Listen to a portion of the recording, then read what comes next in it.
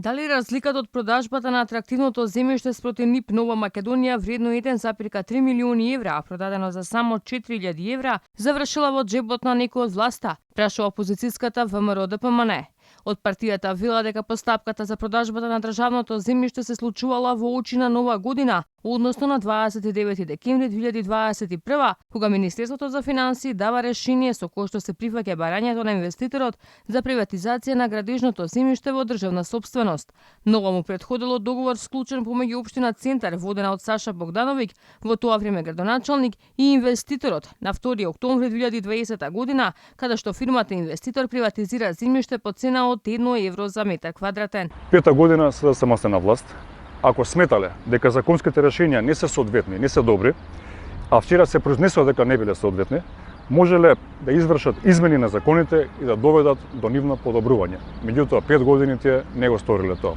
Паралелно општина Центар можела да го промени дупот на оваа локација, ама и тоа не го направиле, така да тие изговори паѓа до вода. А министрот за финансии Бесими се правда оти за случајот дознал од медиумите. Наместо конкретно да одговори зошто власта распродава државно земјиште по екстремно ниски цени, Бесими вели дека не станувало збор за продажба, туку постапка за приватизација и уредба на цените. И јас морам да бидем искрен, дознав за случајот од медиумите во однос на ова.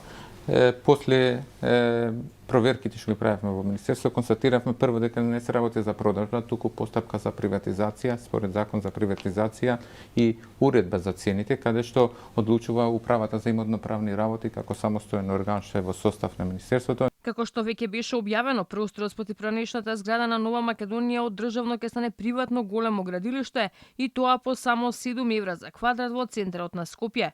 Во прашање се 4 парцели со вкупна површина од над 600 квадратни метри, според документите наменети за хотелски комплекс. Ова не е единствениот случај кога атрактивни државни парцели завршиле во раце на инвеститорите по багателни цени. Таков беше и случајот со висококатниците кај Holiday Inn, кога 9000 квадратни метри беа купени за 2,9 милиони евра или 312 евра од квадратен метар.